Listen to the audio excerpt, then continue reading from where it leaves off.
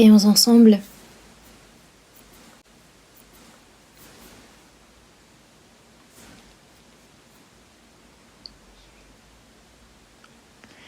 Dieu notre Père qui est saint, plein de grâce et de miséricorde, nous vivions au milieu de nos iniquités et de nos péchés. Nous étions voués à recevoir ton jugement et à entrer dans les temps de feu éternel. Mais par ton grand amour, Seigneur, tu nous as sauvés. Tu as fait de nous tes enfants. Et le reste de notre vie, tu nous permets de demeurer dans ton Église qui est ton corps, d'être dirigés par ta main puissante et de te servir. Merci pour cette grande grâce. Aujourd'hui encore, les frères et sœurs qui ont été sauvés par ton sang précieux, tu les as appelés dans un seul lieu. Et par ta parole sainte, tu nous fais communier. Merci.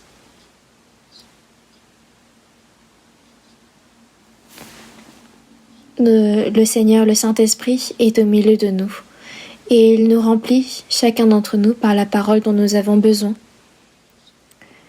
Et par ton aide, tu nous fais comprendre ta parole, tu nous la fais enraciner dans nos cœurs.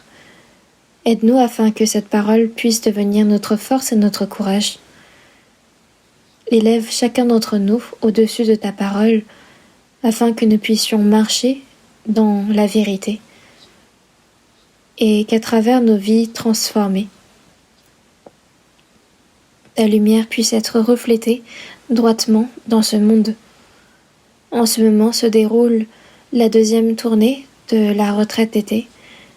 Seigneur, sois avec nous, afin que les âmes qui participent à cette retraite, toutes les âmes qui ont été conduites avec peine jusqu'à ta parole, que aucune d'elles puisse être perdue, mais qu'elles puissent toutes être sauvées. Tous les pasteurs, tous les frères et sœurs qui font le service et qui évangélisent, que ta main puissante soit sur eux et que tu puisses les aider. Tous les frères et sœurs qui sont dans la maladie, dans la faiblesse ou dans les difficultés, sois avec eux. Que dans l'état où ils sont, ils ne se découragent pas, mais qu'ils puissent tourner leur regard davantage vers toi. Que nul d'eux ne puisse tomber, mais qu'ils puissent se relever et marcher eux aussi dans la vérité. Que tous les frères et sœurs qui n'ont pas pu venir aujourd'hui puissent être remplis par la même grâce. Sois également avec tous les prédicateurs et leurs familles qui ont été envoyés dans les 4 coins du monde, qu'à travers eux, ton œuvre puisse être prêchée grandement et que de nombreuses âmes puissent être sauvées. Nous prions également pour tous les saints, pour toutes les églises, pour que de nombreuses encore puissent être établies dans le monde. Nous remettons toute cette heure entre tes mains. Et nous avons prié au nom de Jésus-Christ qui nous a sauvés. Amen. Cherchons ensemble dans l'Épître aux Éphésiens, chapitre 5.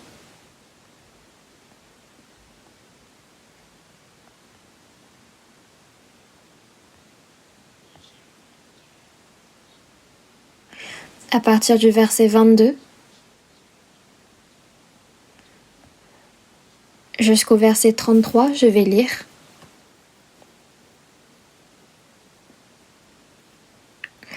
Femmes, soyez soumises à vos maris comme au Seigneur, car le mari est le chef de la femme, comme Christ est le chef de l'Église, qui est son corps et dont il est le Sauveur.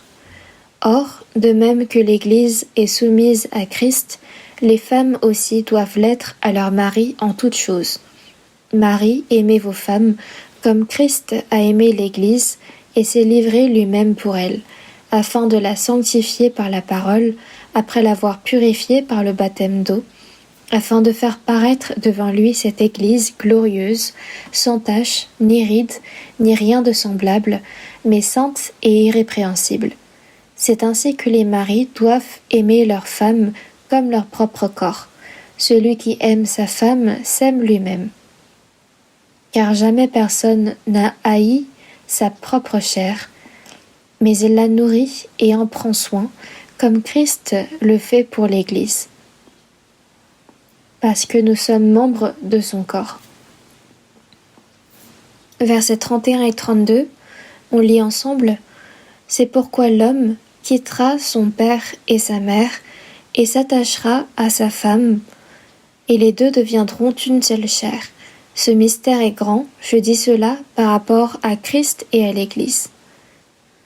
Du reste, que chacun de vous aime sa femme comme lui-même, et que la femme respecte son mari. » C'est jusqu'ici. Le pasteur responsable est en train de prêcher la parole de l'Évangile en ce moment pour la retraite d'été. C'est pourquoi je suis ici à sa place. L'Évangile est en train d'être prêché en ce moment. Donc j'aimerais que chacun de nous puisse prier dans leur cœur. J'imagine que vous pourriez être curieux à propos des données, des chiffres concernant cette retraite été. Pour vous donner un ordre d'idée, ceux qui on compte ce matin 13 808 personnes hier pendant le déjeuner. C'est là où il y a le plus de personnes qui mangent à la cantine, mais il y a eu 10 528 personnes qui se sont inscrites à la cantine.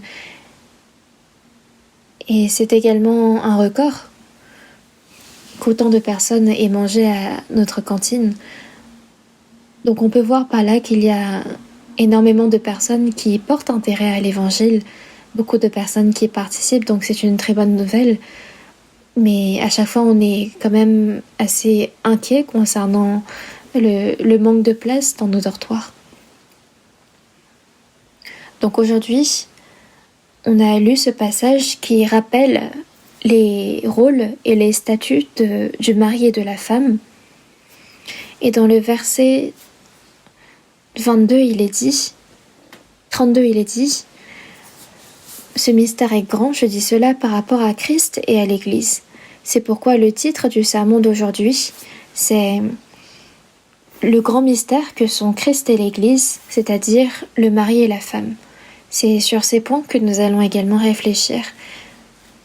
Parce que dans la Bible, il y a beaucoup de paraboles concernant l'Église. Par exemple, dans 1 Corinthiens chapitre 3, verset 9, on dit de l'Église que c'est le champ de Dieu, l'édifice de Dieu. Et encore, dans 1 Corinthiens chapitre 3, versets 16 et 17, que c'est le temple de Dieu et que c'est là où Dieu habite. Et encore, dans Jean chapitre 10, verset 11, quand Jésus se décrit comme étant le bon berger, il dit également que les personnes sauvées sont les brebis, que le bon berger donne sa vie pour ses brebis. Donc, dans Jean chapitre 10, verset 16, il y aura un seul troupeau, un seul berger. Donc, concernant cette église, Dieu est le berger, le seul berger, Jésus, et nous sommes son seul troupeau de brebis. Et encore, dans Jean chapitre 15, on parle de cette parabole concernant la vigne et les sarments, que Jésus est le cep et que nous sommes ses sarments, et que celui qui s'occupe de cette vigne, donc le vigneron, c'est Dieu le Père. Jésus a ainsi utilisé une telle parabole pour caractériser l'Église, et une autre parabole, c'est concernant le corps. Quand on regarde dans 1 Corinthiens, chapitre 12, verset 12, il est dit « Car comme le corps est un et a plusieurs membres, et comme tous les membres du corps, malgré leur nombre, ne forment qu'un seul corps, ainsi en est-il de Christ. » Et encore dans le verset 27, « Vous êtes le corps de Christ et vous êtes ses membres, chacun pour sa part. » Donc Jésus, dans cette Église, c'est la tête, et nous, individuellement, chacun pour sa part, nous sommes ses membres. C'est ainsi que Jésus a parlé. Et encore, le mari et la femme, ou l'époux et l'épouse. Dans la Bible, à travers de nombreuses paraboles, Jésus a parlé à maintes reprises sur l'Église et ça nous montre à quel point l'Église est importante. Et parmi toutes ces nombreuses paraboles concernant l'Église, l'une des paraboles les plus parlées, c'est justement sur le mari et la femme, sur l'époux et l'épouse. Donc nous, c'est autour de ces paraboles, en particulier sur le mari et la femme, qui expliquent le grand mystère que sont Christ et l'Église, que nous allons nous pencher aujourd'hui. Et en étudiant cela, nous allons réfléchir aussi à quelle est l'œuvre que Dieu fait au sein de l'Église, et parce que nous sommes également membres de cette Église, quel est le statut et quel est le rôle de l'Église, et aussi quelle est la bénédiction qui est accordée à l'Église. J'espère que ça deviendra un temps précieux pour nous.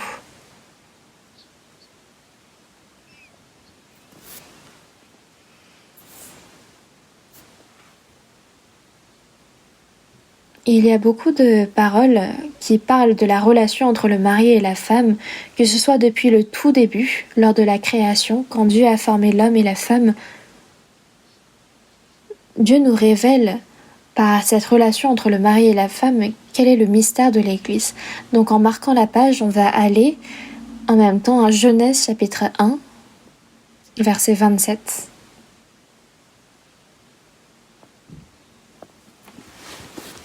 C'est dans Genèse chapitre 1, verset 27. Lisons ensemble.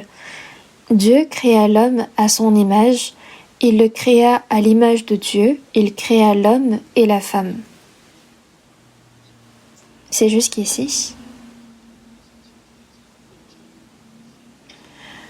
Quand on voit ici comment Dieu a créé l'homme et la femme, il est révélé ici également la volonté de Dieu concernant cette création. Comme on le sait bien, c'est l'homme qui a quitté la face de Dieu en péchant. Mais Dieu, en le sauvant, a souhaité partager sa gloire, la gloire concernant le royaume éternel des cieux, avec l'homme. C'est pourquoi dans Romains chapitre 3, verset 23, il est dit « Tous ont péché et sont privés de la gloire de Dieu ».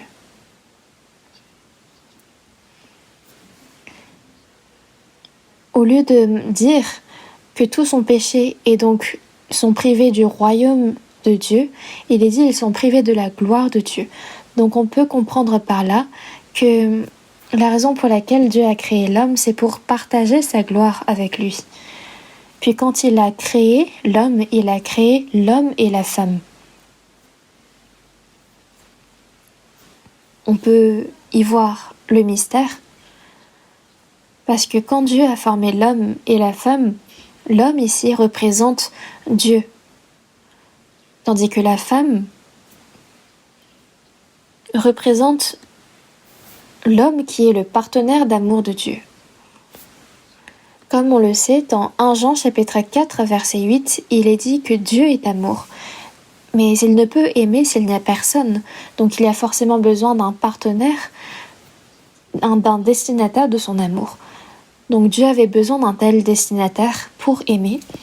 C'est pourquoi quand on regarde dans 1 Corinthiens chapitre 11 verset 7, que l'homme est l'image et la gloire de Dieu.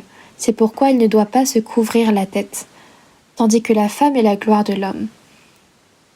Donc le fait que Dieu soit la tête de l'homme, qui est lui-même la tête de la femme, ça nous montre bien l'ordre qui existe dans cette relation, que l'homme représente Dieu, tandis que la femme représente l'être humain qui est le destinataire d'amour de Dieu.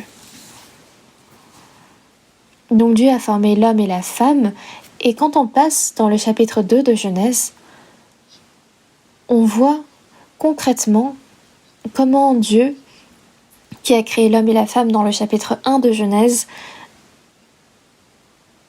a créé ces deux êtres. Donc c'est dans Genèse chapitre 2, verset 18. L'Éternel Dieu dit, « Il n'est pas bon que l'homme soit seul, je lui ferai une aide semblable à lui. » L'Éternel Dieu forma de la terre tous les animaux des champs et tous les oiseaux du ciel, et il les fit venir vers l'homme pour voir comment il les appellerait, et afin que tout être vivant portât le nom que lui donnerait l'homme. Et l'homme donna des noms à tout le bétail, aux oiseaux du ciel et à tous les animaux des champs, mais pour l'homme il ne trouva point d'aide semblable à lui. Alors l'Éternel Dieu fit tomber un profond sommeil sur l'homme qui s'endormit. Il prit une de ses côtes et referma la chair à sa place. L'Éternel Dieu forma une femme de la côte qu'il avait prise de l'homme et l'amena vers l'homme. Lisons ensemble le reste. Et l'homme dit, « Voici cette fois celle qui est os de mes os et chair de ma chair. On l'appellera femme parce qu'elle a été prise de l'homme.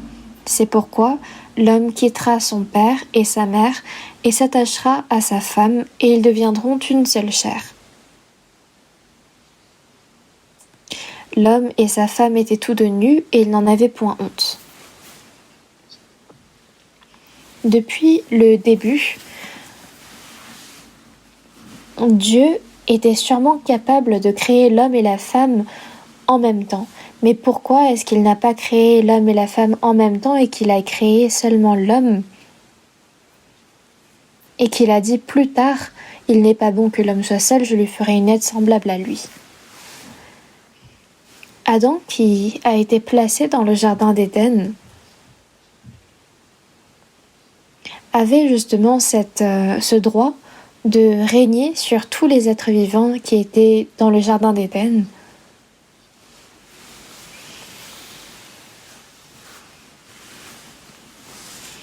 Donc Adam avait ce pouvoir sur tous les êtres vivants,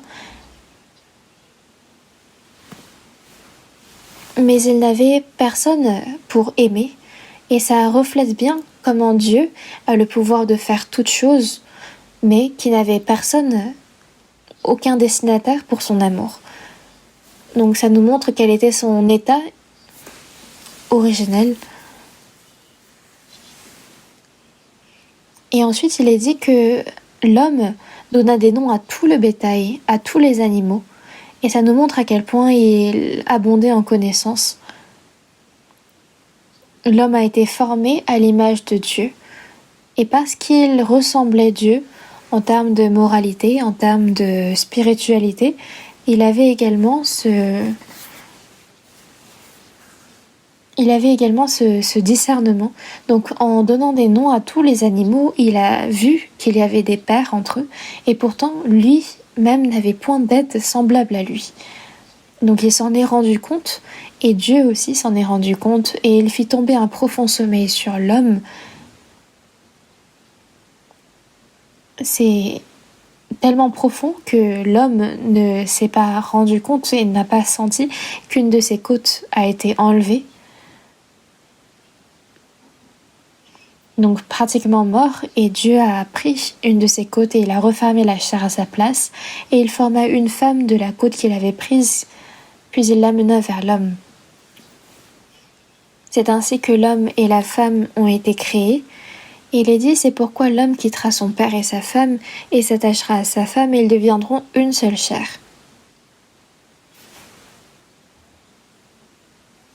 Donc, un homme et une femme se rencontrent et ils forment une même famille. C'est là l'ordre qui est décrit dans ce passage.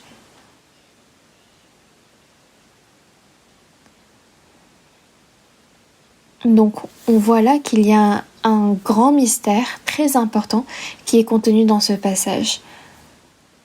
Comme on a vu dans Genèse chapitre 2 que Adam a péché. Il a commis le péché originel qui a fait que l'homme a quitté la face de Dieu, qu'il est devenu pécheur. Adam est devenu par là l'ancêtre et également le représentant de tous les pécheurs du monde. Mais également, il est l'image de Jésus.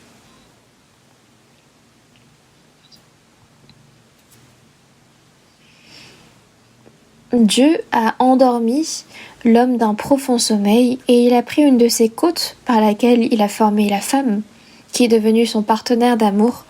Donc quand on regarde dans Romains chapitre 5, verset 14, il est dit que Adam est la figure de celui qui devait venir. C'est-à-dire que Jésus, lui, est venu dans ce monde, il a versé son sang et par sa mort, il a payé le prix de tous nos péchés à notre place. Et par cette mort, il a réglé le problème du péché et il a fait de nous son partenaire d'amour, donc l'épouse de Jésus. C'est pourquoi dans Genèse chapitre 2, verset 24, il est dit « L'homme quittera son père et sa mère et s'attachera à sa femme et ils deviendront une seule chair. » Et c'est justement ce passage que reprend Éphésiens chapitre 5, versets 31 et 32, qui dit « C'est pourquoi l'homme quittera son père et sa mère et s'attachera à sa femme et les deux deviendront une seule chair. » Ce mystère est grand et je dis cela par rapport à Christ et à l'Église. Donc le fait que dans Genèse, Dieu ait créé l'homme en premier, puis qu'il l'ait fait tomber dans un profond sommeil pour former la femme de ses côtes, ça montre Jésus et l'Église. À l'intérieur de cette histoire, il y a ce grand mystère que sont Christ et l'Église. C'est que dans cette scène où Dieu forme pour la première fois l'homme et la femme, il y a là le mystère de la relation entre Christ et l'Église, c'est-à-dire entre l'époux et l'épouse, cette relation d'amour. Et quand on regarde également dans l'Ancien Testament, à travers la relation d'Israël et de Dieu, on peut voir également la relation entre le mari et la femme, ou encore la relation entre Christ et l'Église.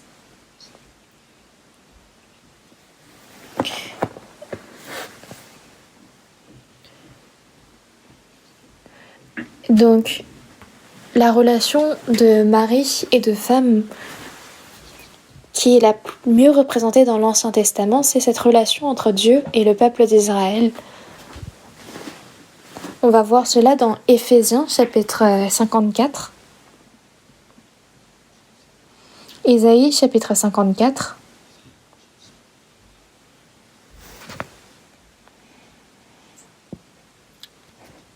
Ésaïe chapitre 54, comme nous le connaissons bien, c'est un livre qui a été écrit de ça il y a 700 ans avant la venue de Jésus-Christ et qui montre que Jésus va venir sur cette terre puis qu'il va mourir sur la croix pour régler le problème de nos péchés. Donc c'est dans le verset 1, je vais lire « Réjouis-toi stérile, toi qui n'enfantes plus. Fais éclater ton allégresse et ta joie, toi qui n'as plus de douleur. Car les fils de la délaissée seront plus nombreux que les fils de celle qui est mariée, dit l'Éternel. » Verset 5 également. « Car ton Créateur est ton époux. L'Éternel des armées est son nom, et ton Rédempteur est le Saint d'Israël. Il se nomme Dieu de toute la terre. Car l'Éternel te rappelle comme une femme délaissée et au cœur attristé, comme une épouse de la jeunesse qui a été répudiée, dit ton Dieu. »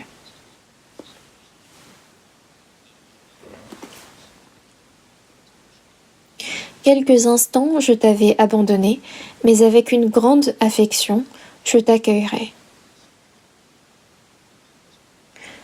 Dans un instant de colère, je t'avais un moment dérobé ma face, mais avec un amour éternel, j'aurai compassion de toi, dit ton Rédempteur, l'Éternel.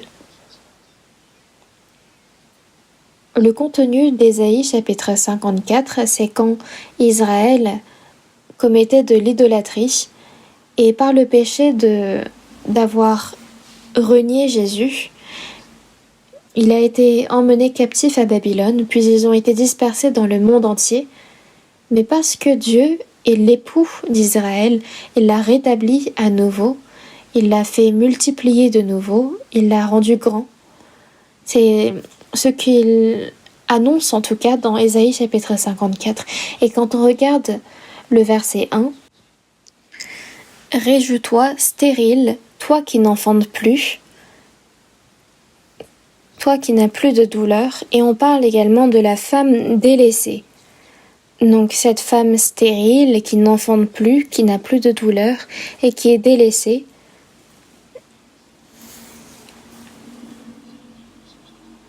Ce passage est repris dans Galates chapitre 4 verset 27.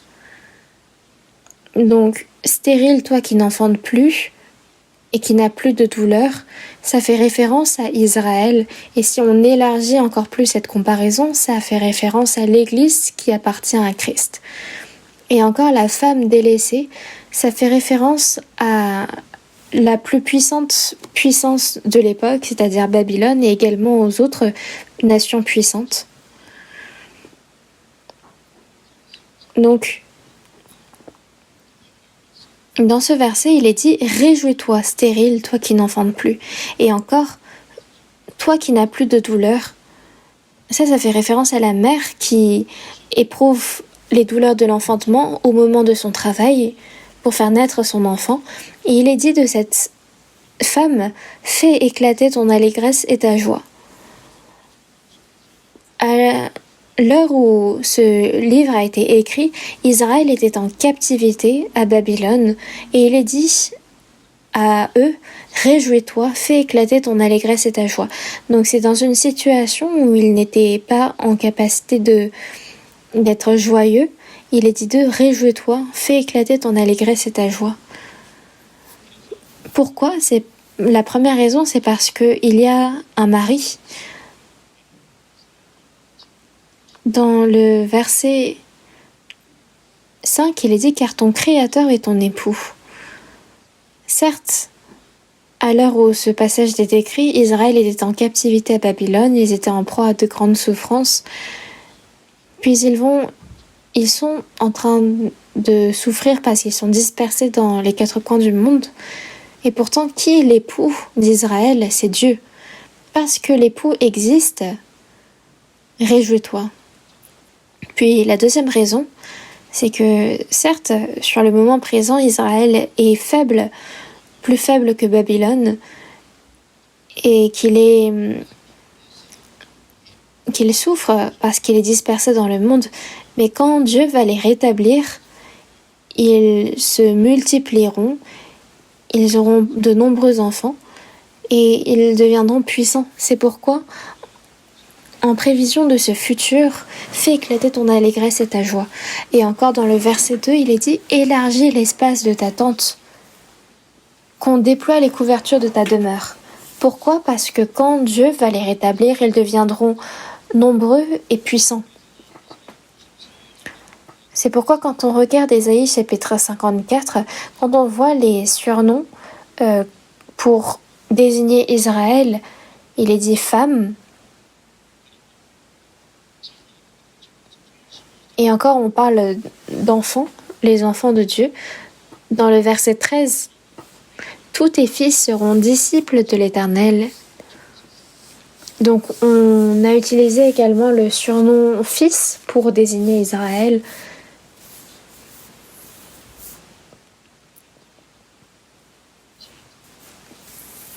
Donc il est dit que ces fils seront disciples de l'Éternel, ils seront enseignés par Dieu. Et encore au verset 17 vers la fin, il est dit « Tel est l'héritage des serviteurs de l'Éternel ». Donc on a employé le surnom de serviteur. Donc aux yeux de Dieu, Israël est à la fois son épouse, mais également ses enfants, ses fils, ses disciples et ses serviteurs. De la même façon, nous qui avons été sauvés en Christ, nous sommes l'épouse de Christ qui est notre époux. Et en même temps, nous sommes ses enfants, les enfants de Dieu, et en même temps, nous sommes également ses disciples. Et en tant que transmetteurs de son œuvre dans ce monde, nous sommes également ses serviteurs. Donc Ésaïe chapitre 53 nous parle de Christ. Et la raison pour laquelle Dieu décrit également la relation entre mari et femme dans le chapitre 54, c'est pour nous montrer quelle sera notre relation avec Christ. C'est l'image de la relation que nous aurons avec lui. Donc, ici, on nous parle de la relation que nous aurons entre époux et épouse. Mais on voit que Israël, qui était devenue épouse de Dieu par le sacrifice en sortant d'Égypte et par le sacrifice qu'il faisait par l'expiation par le sang de l'agneau, ils ont tout de même quitté Dieu en commettant de l'idolâtrie. C'est pourquoi Dieu les a châtiés.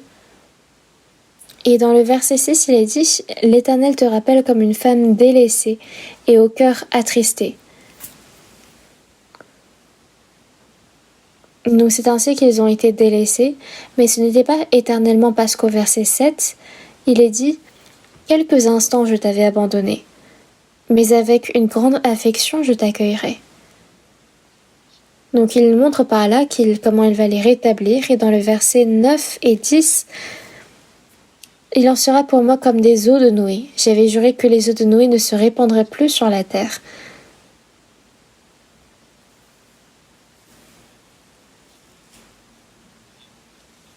Et l'événement qui est comparable à l'événement du déluge de Noé, c'est la croix.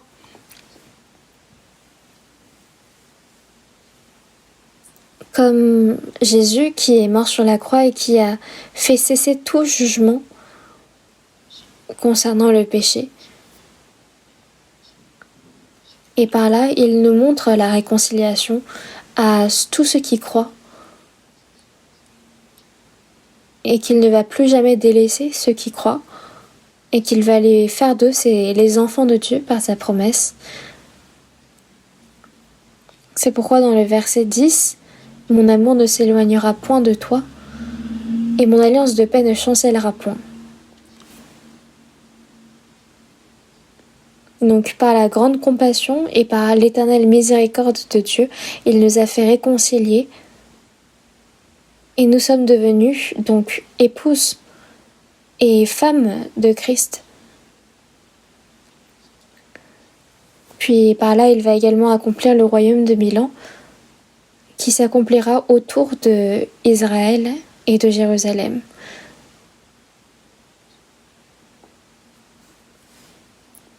Nous allons voir également dans Jérémie chapitre 3. Jérémie chapitre 3, versets 14 et 15, on va lire ensemble. « Revenez, enfants rebelles, dit l'Éternel, car je suis votre maître, je vous prendrai, un d'une ville, deux d'une famille, et je vous ramènerai dans Sion. Je vous donnerai des bergers selon mon cœur, et ils vous paîtront avec intelligence et avec sagesse. »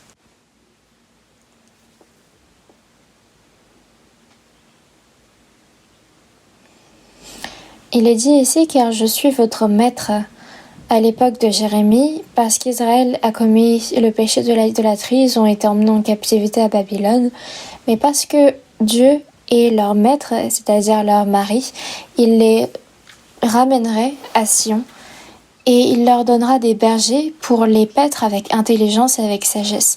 Voyons également dans Ésaïe chapitre 62. Ésaïe chapitre 62.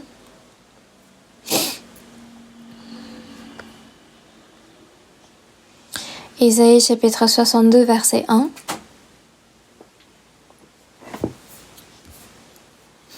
Pour l'amour de Sion, je ne me tairai point.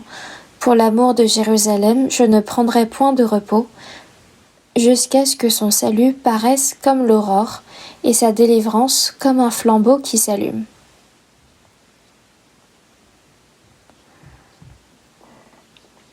Ici, Dieu annonce qu'il va rétablir coûte que coûte Israël et que jusqu'à ce jour il ne prendra point de repos.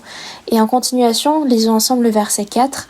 On ne te nommera plus délaissé, on ne nommera plus ta terre désolation, mais on t'appellera mon plaisir en elle, et l'on appellera ta terre épouse, car l'Éternel met son plaisir en toi, et ta terre aura un époux.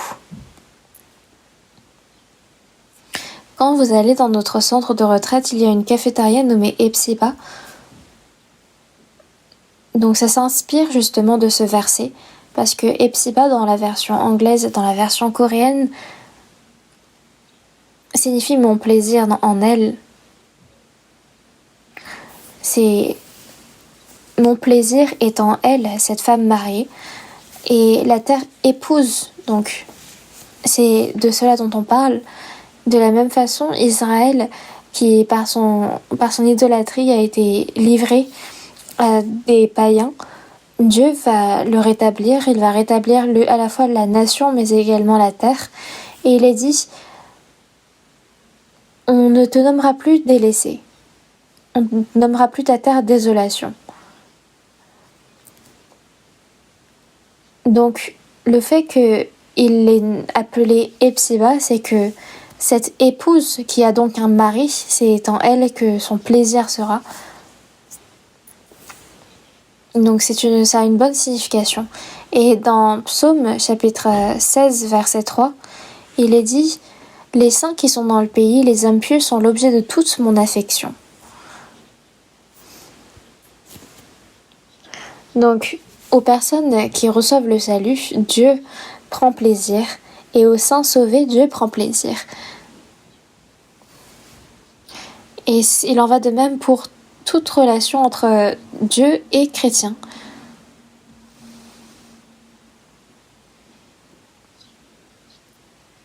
Et parce que Dieu est un Dieu de Trinité, donc quelle est l'œuvre la plus importante que fait la Sainte Trinité ? La plus grande œuvre qu'il fait, c'est de sauver l'épouse de Christ qui est l'époux. Donc l'œuvre la plus importante que Dieu fait, c'est de rechercher son destinataire d'amour et de le sauver. Donc Dieu le Père est celui qui a préparé le festin de noces, tandis que le Saint-Fils, qui est Jésus, est venu concrètement dans ce monde pour mourir sur la croix.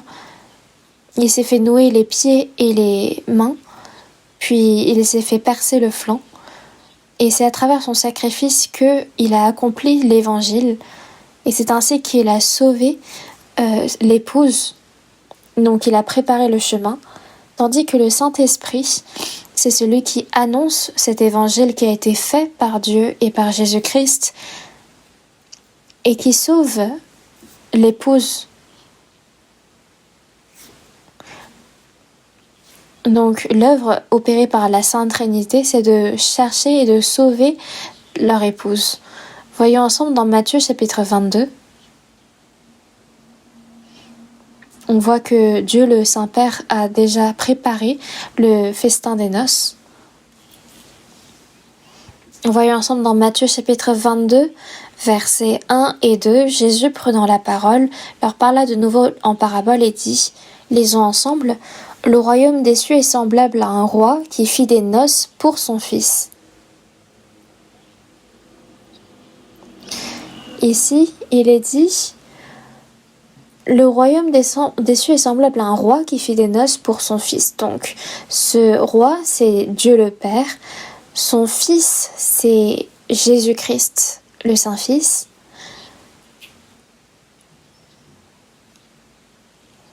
Et ces noces, c'est justement le moyen de sauver l'épouse.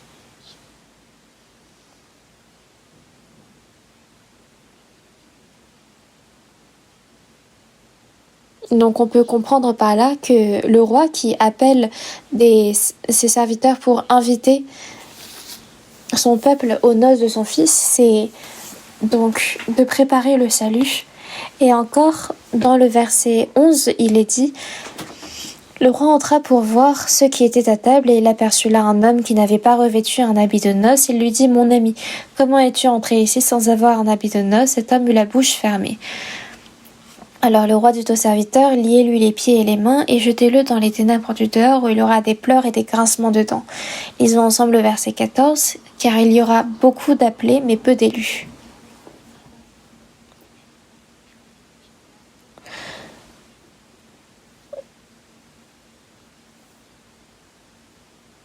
Donc on parle de cet habit de noces, et c'est comme il est écrit dans Ésaïe chapitre 61 verset 10, ce vêtement du salut. Et donc il faut recevoir déjà l'évangile par lequel Christ est mort, pour lequel Christ est mort. Et c'est cela notre moyen du salut. C'est de cela que de se revêtir de cet habit de noces. Et les personnes qui ne sont pas revêtues de cet habit de noces vont être jetées dans les ténèbres du dehors. Donc le Saint-Père, c'est celui qui... Et aussi le Saint-Fils, Jésus-Christ, c'est ceux qui ont préparé les festins de noces. Comme quand Dieu a pris la côte d'Adam pour former la femme, de la même façon, Jésus a été percé de son flanc, et c'est par son sang qu'il a sauvé le monde, et qui a fait du monde son épouse.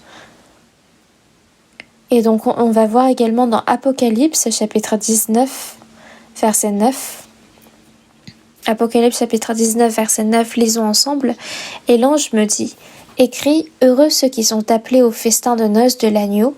Et il me dit: ces paroles sont les véritables paroles de Dieu. Quand on regarde ici, heureux ceux qui sont appelés au festin de noces de l'agneau. L'agneau, c'est l'époux. Donc le festin de noces de l'agneau, ceux qui sont appelés à ce festin sont heureux. Donc à travers le salut accompli par Jésus-Christ, ceux qui ont reçu ainsi le salut seront heureux. Et en disant cela, il ajoute: ces paroles sont les véritables paroles de Dieu. Jésus est l'époux, et les personnes sauvées deviennent son épouse. C'est la parole véritable de Dieu. Donc, au milieu de cette parole véritable, que nous sommes devenus son épouse, c'est vraiment un fait surprenant.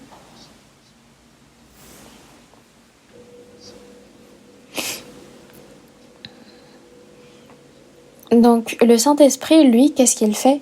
C'est de témoigner de cette parole. Dans Actes chapitre 1, verset 8, il est dit cette parole: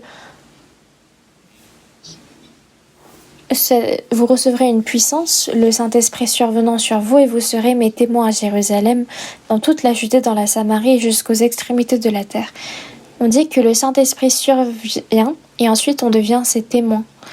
Et également dans Jean chapitre 15, versets 26 et 27,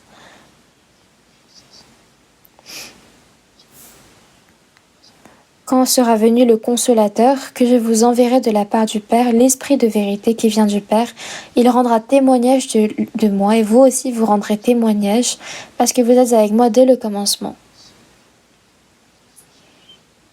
Donc le Saint-Esprit témoigne de Christ, et les disciples du Seigneur, parce qu'ils sont ensemble, et qu'ils ont été ensemble avec le Seigneur, témoignent de lui. Et quand on parle des disciples, c'est tous les saints qui ont reçu le salut et qui ont reçu le Saint-Esprit. Donc c'est les moyens par lesquels Dieu témoigne de son salut.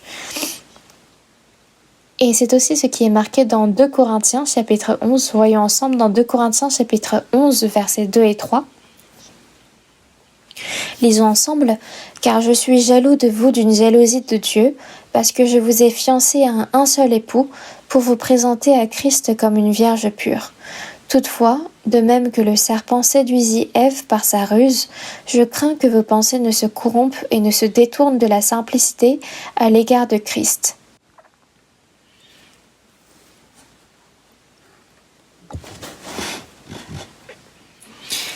Dans cette lettre que l'apôtre Paul adresse au sein de Corinthe, il dit « Je vous ai fiancés à un seul époux pour vous présenter à Christ ». Donc il est dit que l'apôtre Paul lui-même se présente comme étant celui qui présente à Christ.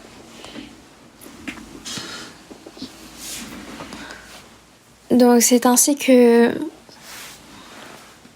il décrit son rôle de présenter à Christ. Dans Genèse chapitre 24, versets 3 et 4, on voit que Abraham, en appelant son vieux serviteur, va lui demander de rechercher une épouse pour son fils Isaac, en lui demandant expressément d'aller dans la terre de Canaan pour choisir une femme de ma tribu. Donc Eliezer, c'est ce serviteur qui est parti décider choisir la femme d'Isaac. Donc Abraham représente le Saint-Père, Isaac c'était Jésus-Christ, et Eliezer c'était le Saint-Esprit qui est parti témoigner du Fils et chercher une épouse pour Isaac.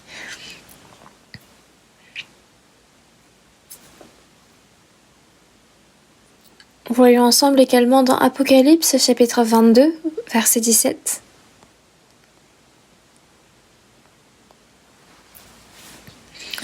Apocalypse chapitre 22, verset 17, lisons ensemble lentement. Et l'Esprit et l'Épouse disent, viens. Et que celui qui entend dise, viens. Et que celui qui a soif vienne, que celui qui veut prenne de l'eau de la vie gratuitement. Ici, il est dit, l'Esprit et l'Épouse disent, viens. Que celui qui veut prenne de l'eau de la vie gratuitement. L'Esprit ici représente le Saint-Esprit et l'Épouse, c'est l'assemblée des personnes sauvées, c'est-à-dire l'Église. Il y a certains sectes qui disent, comme il y a Dieu le Père, il y a Dieu la Mère, et donc l'Esprit ici fait référence à Dieu le Père, tandis que l'épouse c'est Dieu la Mère. C'est totalement n'importe quoi, n'est-ce pas ?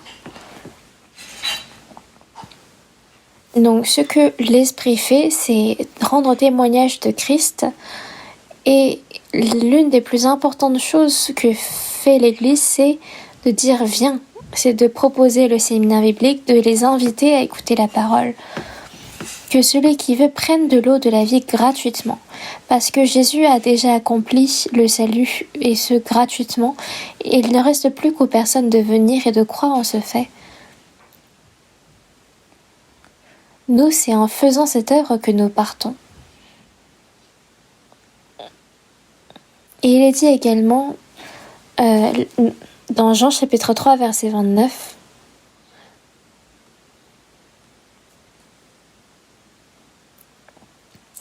Jean chapitre 3 verset 29,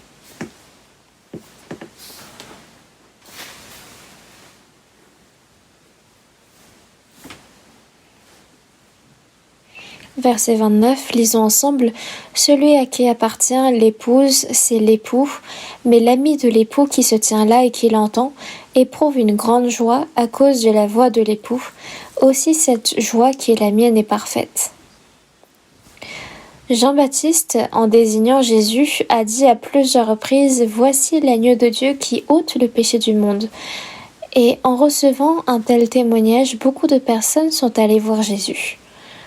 Même les disciples qui suivaient Jean-Baptiste lui ont dit « Maître, il y a beaucoup de personnes qui vont vers l'homme sur lequel tu as témoigné. » En fait, ils disent cela parce qu'ils se sentent frustrés, parce qu'ils sont jaloux de Jésus. Mais Jean-Baptiste, en écoutant ces propos, disent « Celui à qui appartient l'épouse, c'est l'époux. » Donc, il parle de Jésus en disant cela. Donc ceux qui vont à Jésus, c'est l'épouse. Tandis que Jean-Baptiste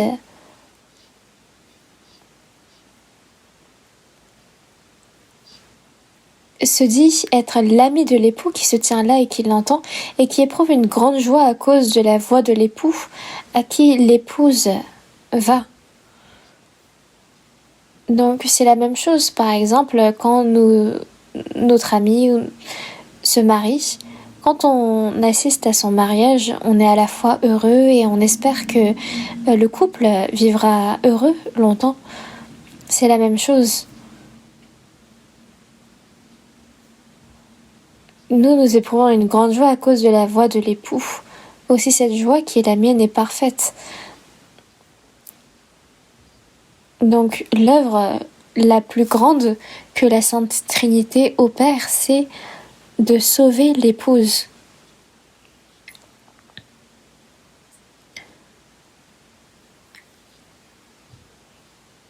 Et la condition pour laquelle l'épouse devient l'épouse de Christ, c'est de recevoir, d'accepter l'œuvre qu'a fait l'époux. Et je pense que l'endroit dans la Bible qui décrit le mieux ce passage, c'est dans Osée chapitre 1. Le livre d'Osée, c'est juste après le livre de Daniel.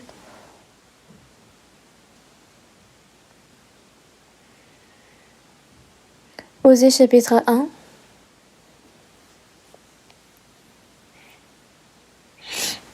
Je vais vous lire quelques passages. C'est dans Osée chapitre 1 verset 2. La première fois que l'Éternel adressa la parole à Osée, l'Éternel dit à Osée: Va, prends une femme prostituée et des enfants de prostitution, car le pays se prostitue, il abandonne l'Éternel. Il alla, et il prit Gomère, fille de Diblaïm.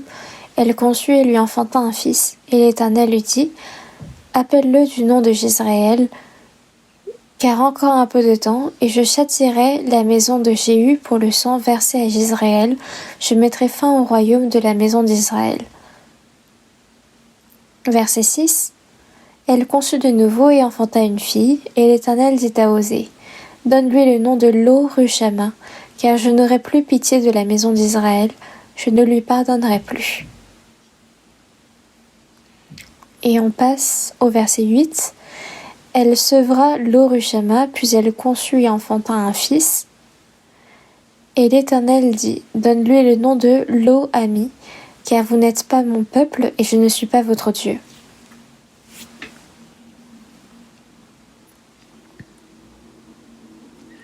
Cependant, le nombre des enfants d'Israël sera comme le sable de la mer, qui ne peut ni se mesurer ni se compter. Et au lieu qu'on leur disait: Vous n'êtes pas mon peuple, on leur dira: Fils du Dieu vivant. Les enfants de Juda et les enfants d'Israël se rassembleront, se donneront un chef et sortiront du pays, car grande sera la journée de Jezréel. Verset 3, on lit ensemble: Dites à vos frères, amis, et à vos sœurs, Rushama.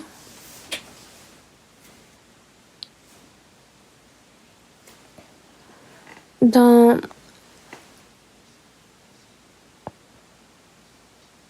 le verset 2, il est dit: L'Éternel adressa la parole à Osée.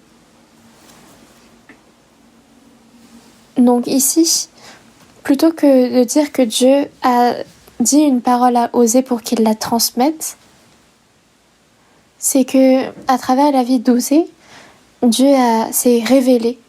Donc quand on se penche attentivement sur la vie de Osée, on peut voir clairement quelle est l'œuvre que Dieu a faite. Parce que il est dit ici que l'Éternel dit à Osée: Va prendre une femme prostituée et des enfants de prostitution. Donc sur ces paroles, Osée va obéir à la parole de Dieu et il va prendre Gomère, fille de Diblaïm, qui conçut 3 fils, 3 enfants. Premièrement, Jezréel, puis deuxièmement, une fille nommée Lo-Rushama, et troisièmement, un fils nommé Lo-Ami.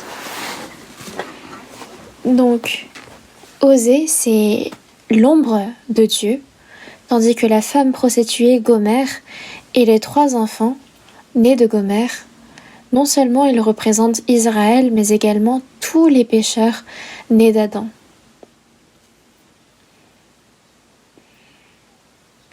Osée a pris une femme prostituée pour sa propre femme. De la même façon, Dieu, en Christ, a pris tous les pécheurs nés d'Adam, qui était mort spirituellement pour les sauver.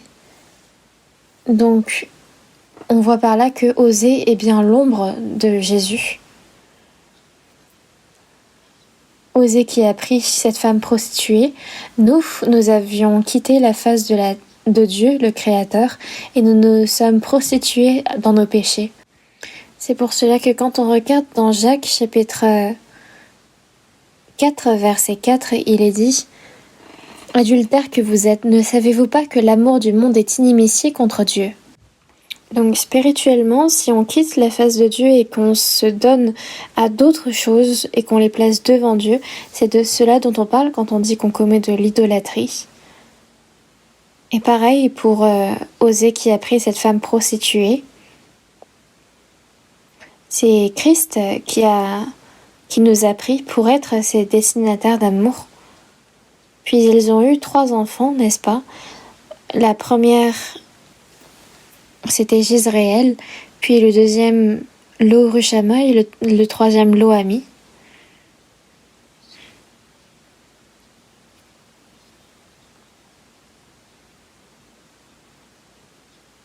Dans le verset 4, il est dit « Encore un peu de temps, et je châtierai la maison de Jéhu pour le sang versé à Jezréel. Je mettrai fin au royaume de la maison d'Israël. » Donc Jezréel signifie de ne pas avoir pu recevoir la compassion, tandis que Lo-Ami signifie « ce n'est pas mon peuple ». Qu'est-ce que cela signifie? C'est que nous n'avons pas pu recevoir la miséricorde et la compassion de Dieu en Adam, parce que Adam est aussi un pécheur. Donc nous n'étions pas le peuple de Dieu, et nous étions voués à la perdition éternelle et à l'enfer.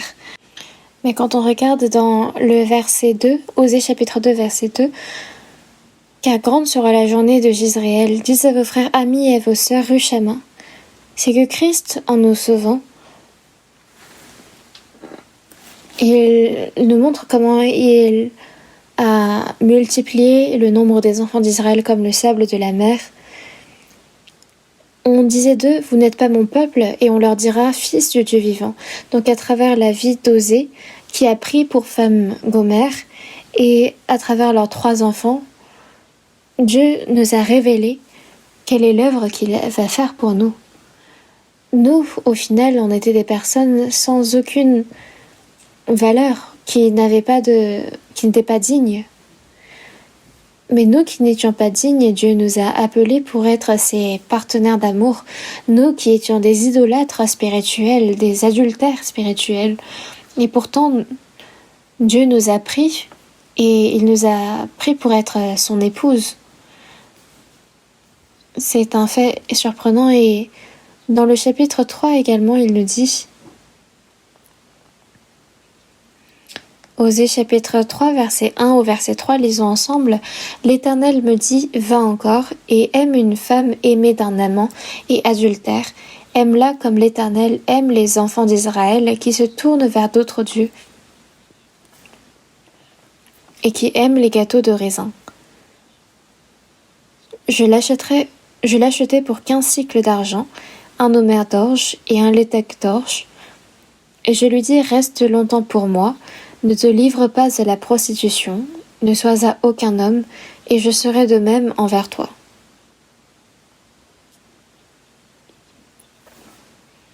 Ça aussi, ça nous montre un contenu similaire. Quand on regarde ici, Gomère n'a pas su abandonner ses anciennes habitudes. Alors qu'elle était mariée à Osée, elle l'a trahi et elle est repartie. Puis elle a été vendue.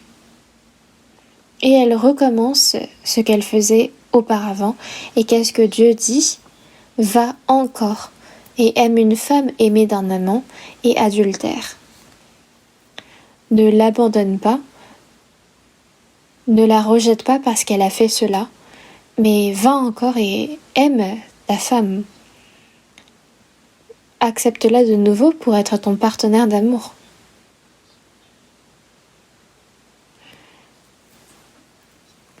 Donc Osée est parti et il a acheté pour 15 cycles d'argent un omer d'orge et un létec d'orge sa femme. Et il est dit ici qu'il l'a acheté pour lui-même et non pas pour quelqu'un d'autre. Donc, Osée avait acheté sa femme pour lui-même. Ce n'est pas parce que Dieu l'a ordonné qu'il l'a fait contre son gré, mais il a obéi à la parole de Dieu et il l'a véritablement aimé. Qu'est-ce que cela signifie finalement? Nous avons été sauvés. Nous sommes devenus épouses de Christ, mais pour cela, il fallait que Christ, qui est notre époux, paye le prix pour nous acheter, c'est-à-dire le prix du péché. Donc à notre place, Jésus est mort à notre place et il a payé le prix du péché. C'est pour cela que dans 1 Corinthiens chapitre 6 versets 19 et 20, vous ne vous appartenez pas à vous-même, mais vous avez été achetés à un grand prix. Et dans 1 Corinthiens chapitre 7 verset 23 également, que nous ne devons pas être esclaves des hommes. Et dans Actes chapitre 20 verset 28 également, que nous sommes l'Église qui a été rachetée au sang de Dieu. Donc c'est par le sang de Jésus que nous avons été achetés et que nous sommes devenus épouses de Christ. Donc c'était pour Jésus-Christ lui-même qu'il a fait tout cela. Et dans Isaïe chapitre 43 verset 25, c'est pour l'amour de moi.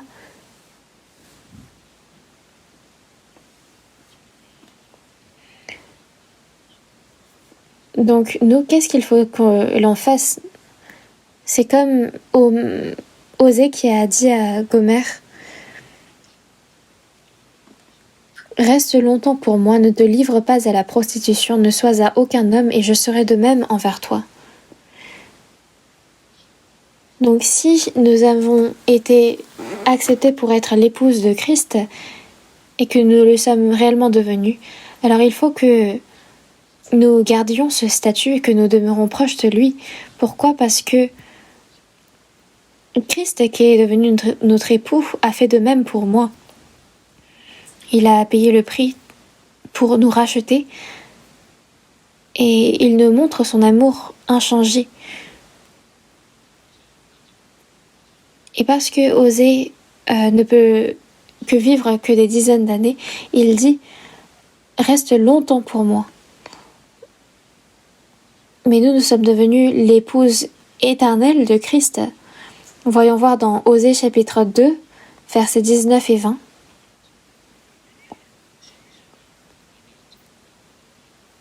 Versets 21 et 22, « Je serai ton fiancé pour toujours, je serai ton fiancé par la justice, la droiture, la grâce et la miséricorde, je serai ton fiancé par la fidélité, et tu reconnaîtras l'Éternel. » Il est devenu notre fiancé pour toujours et nous, sa fiancée pour toujours.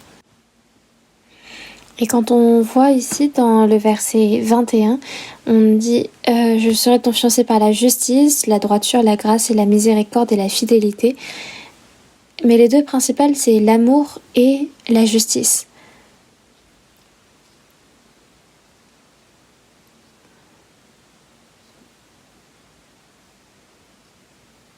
Donc, à la fois, Dieu, Jésus-Christ nous a justifiés, et en même temps, par sa grâce et par l'amour qu'il a manifesté sur la croix, il nous a sauvés. Donc, je serai ton fiancé pour toujours. Il a rétabli notre relation avec Dieu pour toujours, pour l'éternité. Voyons voir également dans Éphésiens, retournons au passage principal dans Éphésiens, chapitre 5.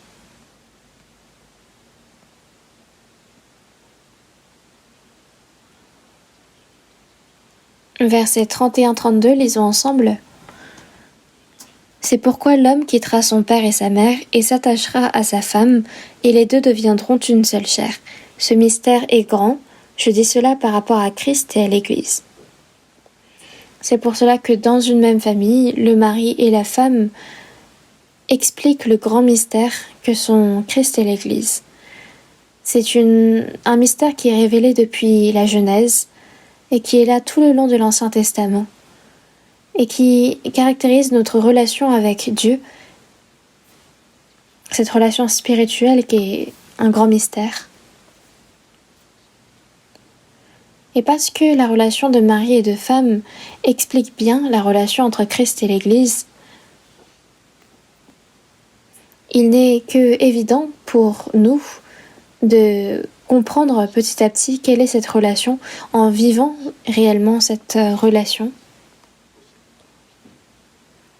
Il est dit que Christ a livré sa vie pour lui-même, pour nous sauver. Dans le verset 25, Marie, aimez vos femmes comme Christ a aimé l'Église et s'est livré lui-même pour elle. Christ a aimé l'Église et il a livré sa propre vie pour lui-même, pour elle-même. Donc les maris doivent réfléchir profondément sur ce fait. Parce que ce verset demande aux maris d'aimer leur femme. Dans Éphésiens chapitre 5 verset 2, il est dit qu'il nous a aimés, qu'il s'est livré lui-même à Dieu pour nous comme une offrande et un sacrifice de bonne odeur. Et encore dans 1 Jean chapitre 4 verset 10, et cet amour consiste non point en ce que nous avons aimé Dieu, mais en ce qu'il nous a aimés et envoyé son Fils comme victime expiatoire pour nos péchés. Donc un mari doit réfléchir sur ce point attentivement pour aimer sa femme. Et puis l'époux qui est Christ souhaite que l'Église partage sa gloire. C'est pour cela que dans le verset 26,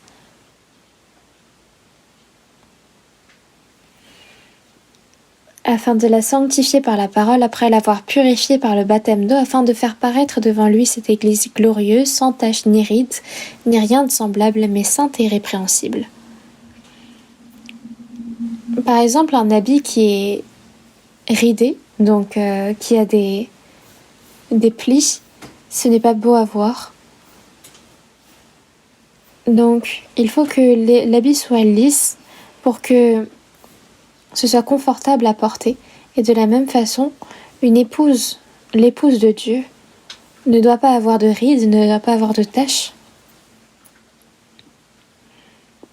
Parce que c'est ainsi que l'Église peut être utilisée et peut être établie en une Église glorieuse. Et encore, dans le verset 28, c'est ainsi que les maris doivent aimer leur femme comme leur propre corps. Celui qui aime sa femme s'aime lui-même. Car jamais personne n'a haï sa propre chair, mais il la nourrit et en prend soin, comme Christ le fait pour l'Église, parce que nous sommes membres de son corps. Parce que nous sommes les membres de son corps et parce que nous sommes son épouse. Christ nous protège et il nous nourrit. De la même façon, maintenant, parce que nous sommes devenus l'Église qui est l'épouse de Christ, il nous protège et il nous nourrit.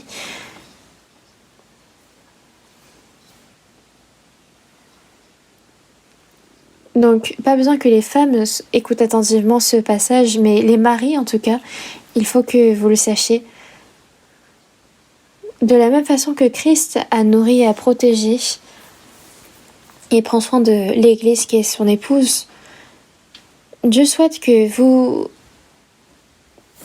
continuiez à apprendre à aimer vos femmes de la même manière.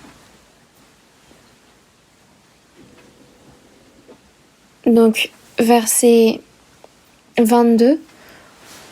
Femmes, soyez soumises à vos maris comme au Seigneur, car le mari est le chef de la femme, comme Christ est le chef de l'Église qui est son corps et dont il est le sauveur. Or, de même que l'Église est soumise à Christ, les femmes aussi doivent l'être à leur mari en toutes choses.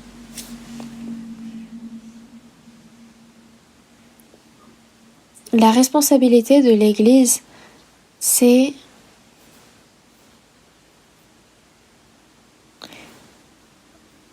d'avoir été ainsi soumise à Christ et de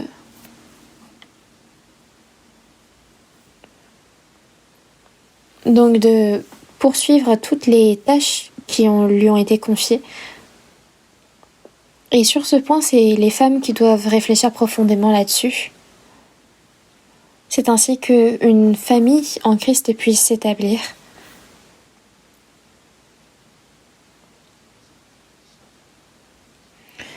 Et quelle est également l'image du chrétien? L'image de Christ que l'Église craint, c'est dans Agé, chapitre 5.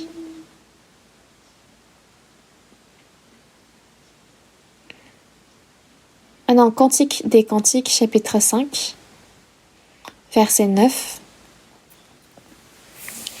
Qu'a ton bien-aimé de plus qu'un autre, ô la plus belle des femmes? Qu'a ton bien-aimé de plus qu'un autre pour que tu nous conjures ainsi? Mon bien-aimé est blanc et vermeil, il se distingue entre 10 000. Sa tête est de l'or pur, ses boucles sont flottantes, noires comme le corbeau.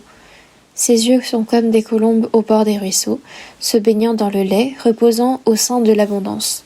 Ses joues sont comme un parterre d'aromates, une couche de plantes odorantes. Ses lèvres sont des lys, d'où découle la myrrhe. Ses mains sont des anneaux d'or, garnis de chrysolites. Son corps est de l'ivoire poli, couvert de saphir. Ses jambes sont des colonnes de marbre blanc, posées sur des bases d'or pur. Son aspect est comme le Liban, distingué comme les cèdres. Son palais n'est que douceur, et toute sa personne est pleine de charme. Tel est mon bien-aimé, tel est mon ami, fille de Jérusalem.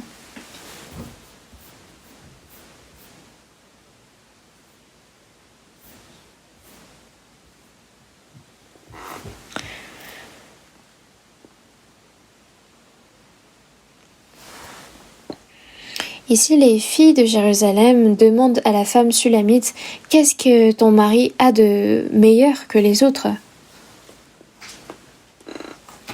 Donc c'est comme les personnes qui ne croient pas, qui demandent aux personnes sauvées « Mais qu'est-ce que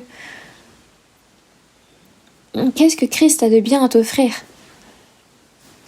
Donc quel est l'aspect de Christ que l'on craint?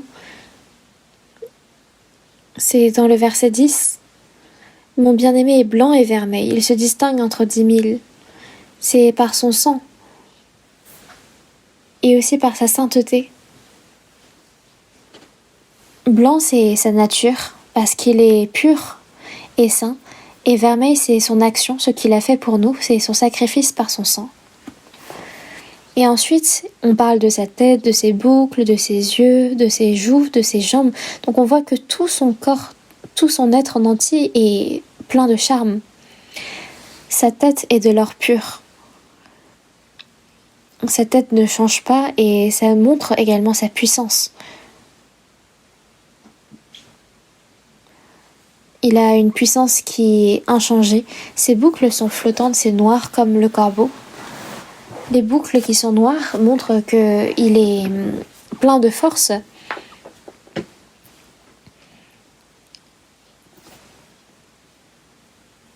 Donc Jésus est plein de force et de puissance et c'est par lui que nous pouvons vivre avec plein de force. Ses yeux sont comme des colombes au bord des ruisseaux, se baignant dans le lait. Les colombes représentent la pureté et la simplicité. Jésus, le Seigneur, nous montre avec des yeux purs. Il n'a aucun mensonge en lui, aucun mal, et il souhaite seulement notre bien. Et il veille sur nous avec ses yeux. Il ne nous observe pas pour guetter le moment où on pêche, mais il nous regarde en souhaitant notre bien, en se souciant de quoi faire pour notre bien. Il est dit se baignant dans le lait. Le lait, c'est l'amour maternel. Donc Jésus, le Seigneur, nous regarde avec des yeux pleins d'amour. Et ensuite, ses lèvres sont des lys d'où découle la myrrhe. Ses livres sont des lys. Quand on parle de lys, on s'imagine souvent des fleurs blanches. Mais ici, ça fait référence à des fleurs rouges. Donc le fait que ses lèvres sont des lys, ça veut dire qu'il a des lèvres rouges, d'où découle la myrrhe. Donc quel est le message principal qui découle de la bouche de Jésus? C'est le sang. La myrrhe représente toujours la mort. Donc qu'est-ce qui sort de la bouche de Jésus? C'est toujours la mort et l'évangile. C'est par cet évangile que nous avons été sauvés, n'est-ce pas? Et ensuite il est dit également, son corps est de l'ivoire poli couvert de saphir. Toute sa personne est pleine de charme. Il n'y a rien en lui qui est laid ou qui est désagréable, mais toute sa personne est pleine de charme. Voyons ensemble également dans Cantique des Cantiques chapitre 4, verset 1. Que tu es belle, mon ami, que tu es belle, tes yeux sont des colombes derrière ton voile, tes cheveux sont comme un troupeau de chèvres suspendus au flanc de la montagne de Galaad, tes dents sont comme un troupeau de brebis tondues qui remontent de l'abreuvoir, toutes portent des jumeaux, aucune d'elles n'est stérile. Tes lèvres sont comme un fil cramoisi, et ta bouche est charmante, ta joue est comme une moitié de grenade derrière ton voile. Ton cou est comme la tour de David, bâtie pour être un arsenal, 1000 boucliers y sont suspendus, tous les boucliers des héros. Tes deux seins sont comme deux fans, comme les jumeaux d'une gazelle qui paissent au milieu des lys.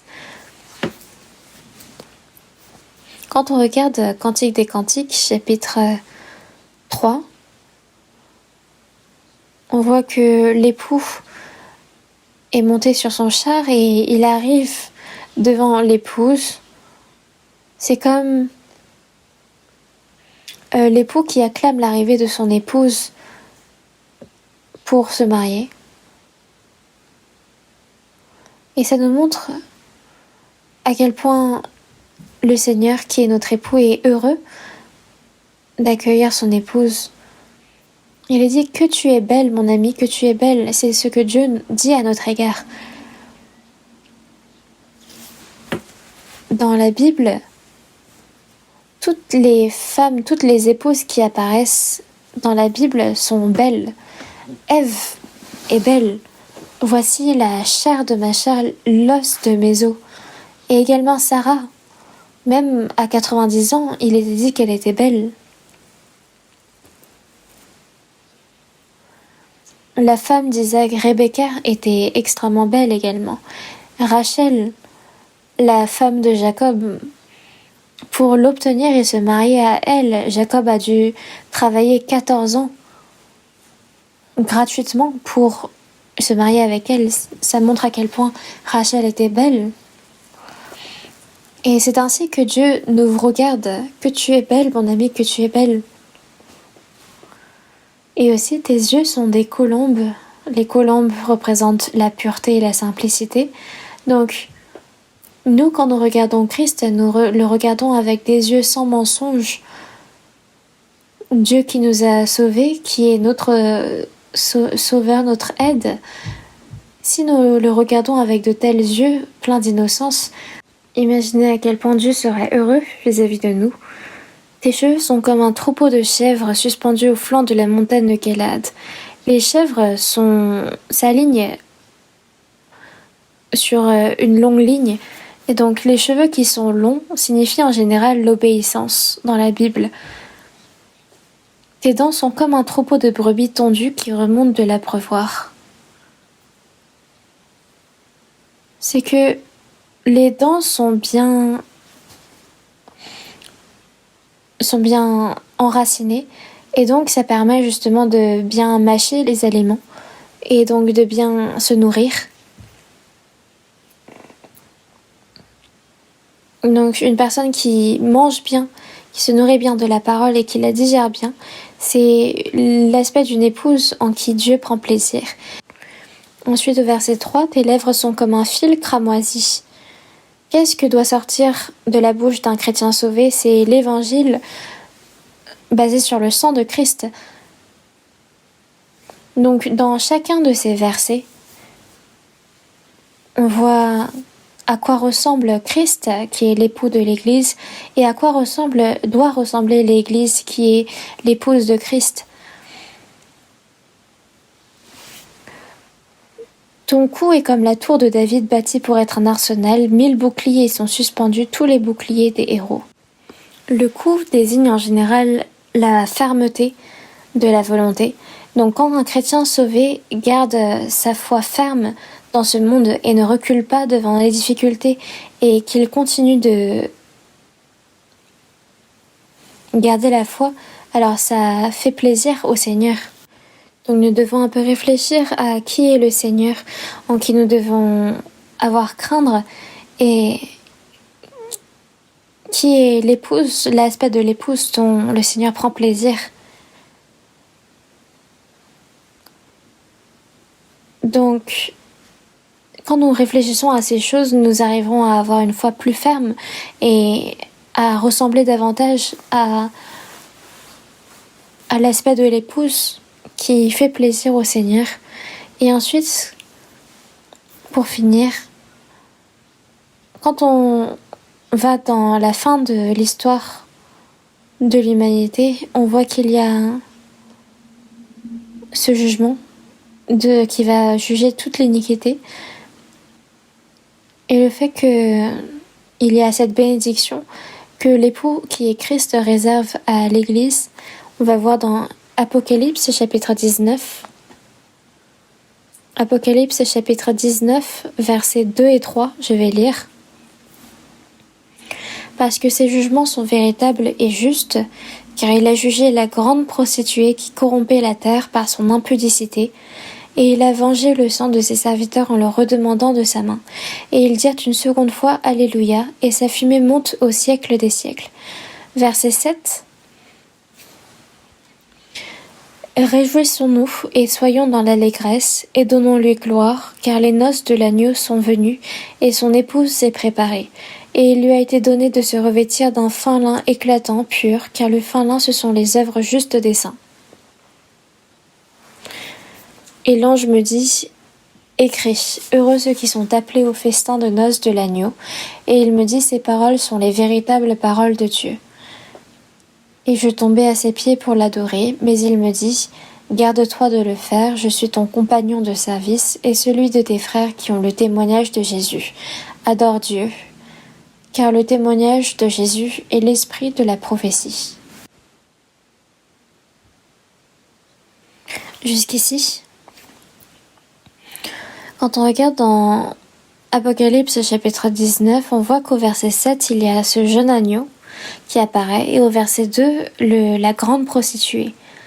Donc il y a une comparaison ici entre l'épouse de l'agneau et la grande prostituée.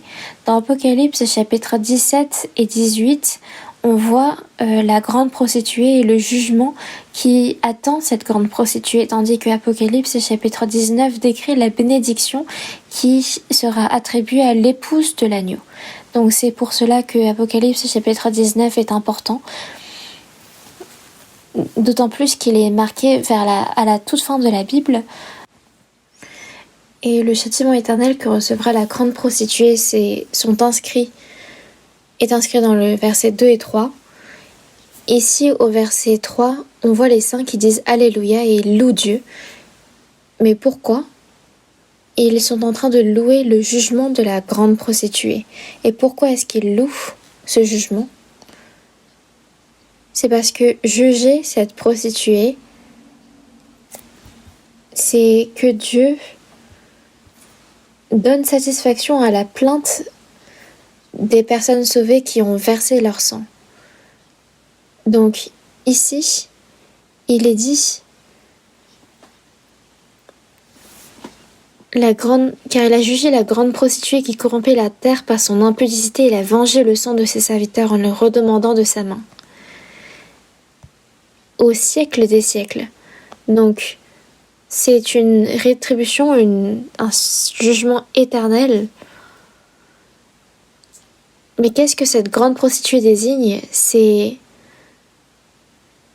la force religieuse qui s'allie avec la politique du monde pendant les 7 années de tribulation et qui s'oppose à Dieu. C'est ce qu'on voit dans le chapitre 17, versets 1 et 2. Lisons ensemble. Puis un des 7 anges qui tenaient les 7 coupes vint, et il m'adressait la parole en disant « Viens, je te montrerai le jugement de la grande prostituée qui est assise sur les grandes eaux. C'est avec elle que les rois de la terre se sont livrés à l'impudicité, et c'est du vin de son impudicité que les habitants de la terre se sont enivrés. » Donc on parle d'un grand jugement qui sera contre la grande prostituée qui est assise sur les grandes eaux.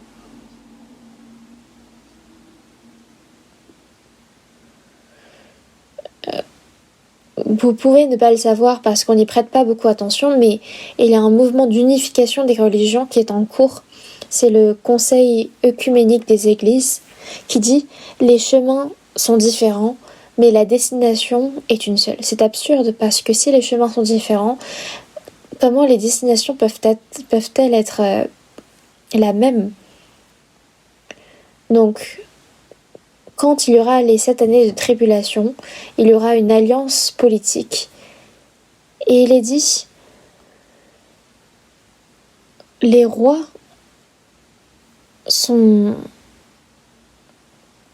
de la terre se sont livrés à l'impudicité. Donc, quand il y aura les 7 années de tribulation, les forces religieuses vont s'unir également aussi contre Dieu. Et c'est de cela dont on parle quand on dit la grande prostituée. Mais également toutes les fausses religions et les faux évangiles qui ont existé jusqu'à maintenant font partie de cette grande prostituée. Tous ceux qui ne croient pas et qui n'acceptent pas Jésus-Christ comme sauveur. Donc c'est soit on appartient à l'épouse du Christ, soit à la grande prostituée.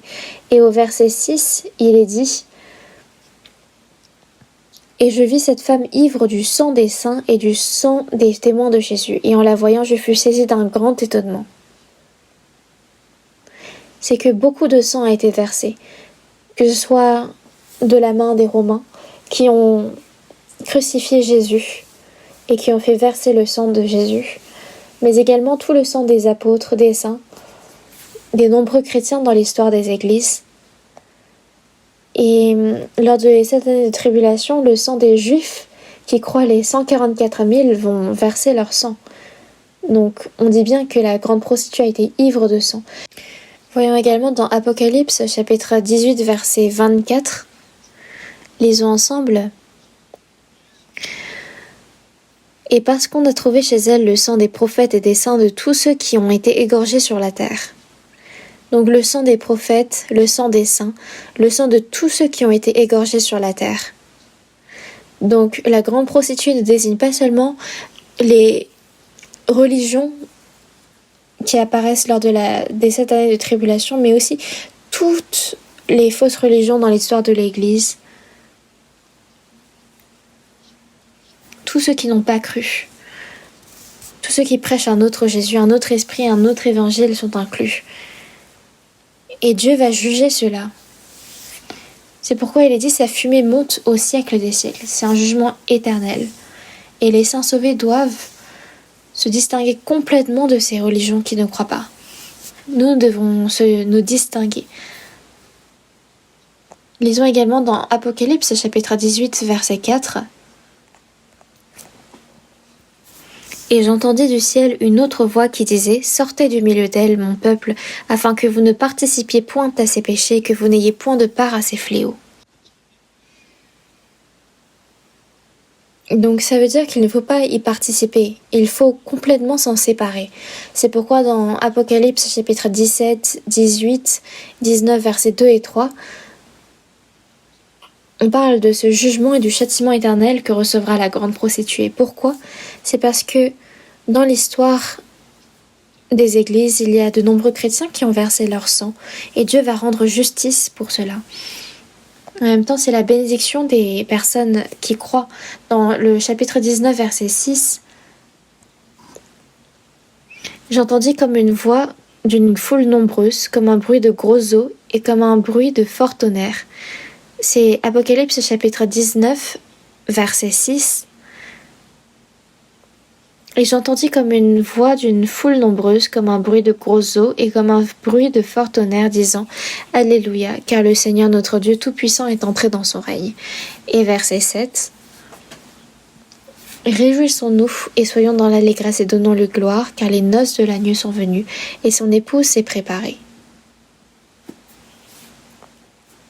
Donc ici on parle de l'épouse de l'agneau et il est dit que les noces sont venues.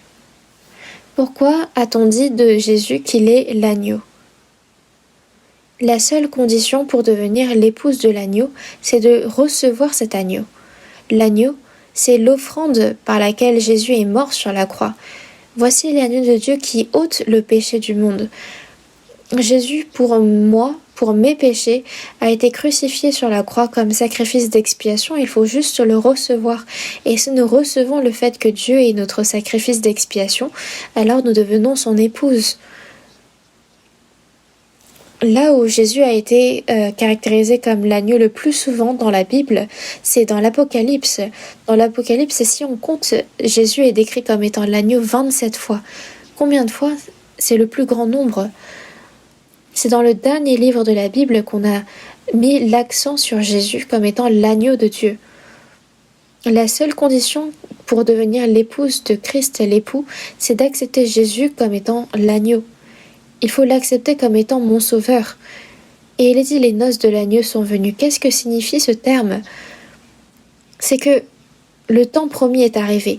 Une fois l'époque de l'Église terminée, le moment du retour du Seigneur est fixé. Donc quand le Seigneur viendra, il prendra avec lui les personnes sauvées pour célébrer réellement les noces. Donc pendant que les personnes sauvées sont sur cette terre, ils sont fiancés.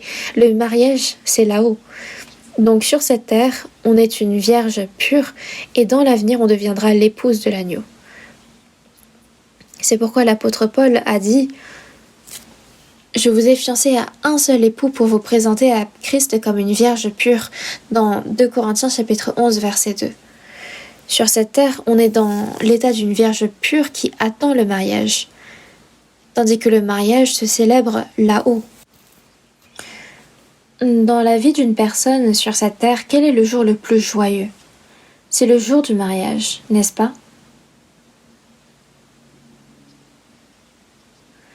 Quand le Seigneur viendra depuis là-haut, vu que Jésus est l'époux et que nous sommes son épouse, quand nous monterons avec lui et que nous serons ensemble avec lui, imaginez à quel point nous serons heureux. C'est pourquoi au verset 6, il est dit «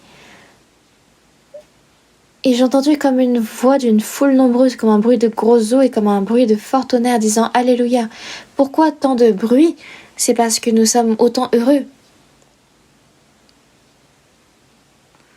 Pour moi, comme un bruit de grandes eaux, ça ne me parlait pas vraiment, mais devant les chutes d'Iguazu, en entendant le bruit de l'eau qui tombe des chutes, j'ai réussi à m'imaginer. Donc quand les personnes sauvées monteront là-haut en tant qu'épouses de l'agneau, ce sera un jour tellement heureux et joyeux qu'ils chanteront une grande louange. Et au verset 7, il est dit « Réjouissons-nous et soyons dans l'allégresse et donnons-lui gloire. » C'est qu'il y a une joie immense. Et le temps des noces de l'agneau est arrivé. Et on entre enfin dans la position d'épouse, la femme de l'agneau. Puis on participe ensemble au jugement que l'époux exerce. On participe ensemble à la gloire que l'époux a. Et on participe ensemble du coup au jugement et à la gloire. Donc dans Apocalypse chapitre 19, à partir du verset 11 jusqu'au verset 16, quand le Seigneur reviendra sur cette terre, on parle du jugement qu'il va exercer. Puis dans Apocalypse chapitre 21, verset 22, on parle du nouveau ciel et de la nouvelle terre. Donc quand Jésus reviendra sur terre, si vous regardez bien, il est dit au verset 12 qu'il a sur sa tête une couronne, plusieurs diadèmes. Mais pourquoi est-ce que Jésus l'époux porte plusieurs diadèmes sur sa tête ? Quand on regarde dans Apocalypse chapitre 4, on voit que tous les saints ont rendu à Jésus les couronnes qu'ils avaient obtenues sur cette terre. Donc le fait que Jésus porte ces couronnes en exerçant le jugement, ça indique qu'il rend justice pour le sang de toutes les personnes sauvées et pour toutes les difficultés qu'ils auront traversées. Et Jésus reviendra monté sur un cheval blanc.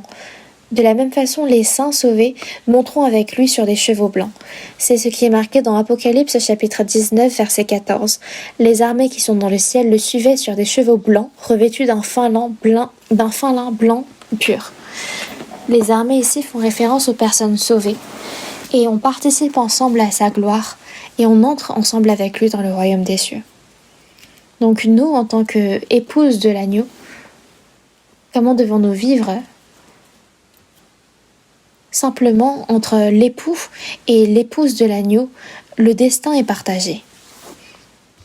Donc parce que Jésus a vécu une vie de souffrance, l'épouse de l'agneau, les saints, souffre et c'est naturel.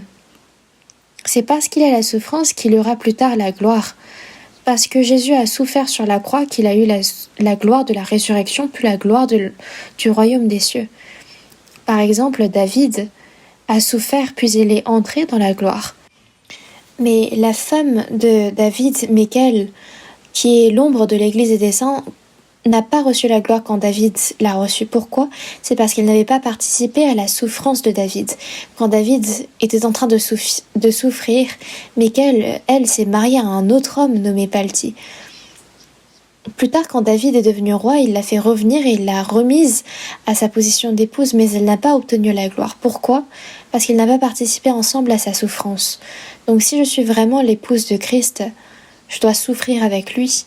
Et en même temps, quand il est dit son épouse s'est préparée, ça signifie qu'elle s'est préparée elle-même.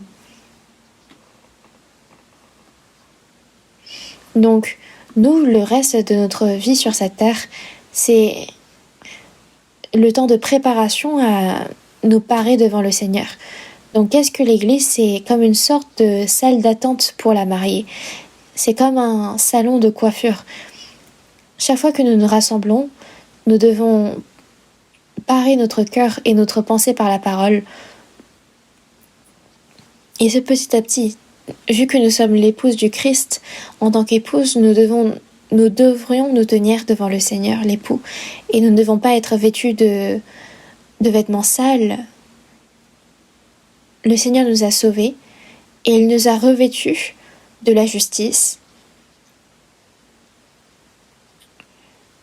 Et nous sommes maintenant dans une période de préparation où nous devons marcher sur le chemin de l'humilité et de la paix. Quand Jésus est venu pour la première fois, il était monté sur un âne, mais quand il reviendra, il montera sur un cheval blanc. L'âne symbolise l'humilité, c'est comme quand Jésus a dit « Je suis doux et humble de cœur ». Donc, quand on marche sur le chemin de l'humilité, c'est là où nous pouvons évangéliser les autres. Et quand nous marchons sur ce chemin de paix, c'est là où on sera digne de monter ce cheval blanc.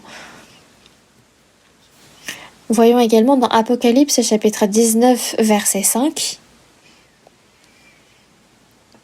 Et une voix sortit du trône disant « Louez notre Dieu, vous tous ses serviteurs, vous qui le craignez, petits et grands. » Il est dit « Vous tous les serviteurs de Dieu ». On ne parle pas là des anges de Dieu, mais des saints sauvés. Pourquoi est-ce qu'on dit des personnes sauvées que c'est des serviteurs ? C'est parce qu'ils sont des serviteurs concernant l'accomplissement de l'œuvre sur cette terre. Donc l'œuvre du Seigneur sur cette terre, c'est de rechercher l'épouse de Christ. Et en même temps que je suis devenue l'épouse de Christ, il faut que j'y mette toutes mes forces et tout mon cœur à rechercher d'autres épouses de Christ. J'ai eu un peu de retard, je m'en excuse, mais aujourd'hui nous avons étudié la Bible sur ce grand mystère qu'est le Christ et l'Église. Nous allons prier. Dieu merci. Merci car tu nous as accordé ce temps et cette occasion précieuse pour étudier ta parole. Nous qui n'étions rien, devant toi nous étions semblables à des adultères spirituels et pourtant tu nous as sauvés et tu as fait de nous ton épouse. Merci, nous manquons de beaucoup de choses, mais quand Seigneur tu reviendras, puissions-nous nous tenir sans rides, sans tache, mais que nous soyons établis comme une église glorieuse et que nous puissions nous présenter comme telle devant toi. Pour cela, règne sur nous, dirige-nous, et que le reste de notre vie, nous puissions vivre une vie digne de fiancés à toi et que nous puissions nous tenir ainsi. Sois avec nous également pour le reste de ton œuvre, que nous puissions y participer, que nous puissions te louer. Nous te remercions d'être avec nous et nous avons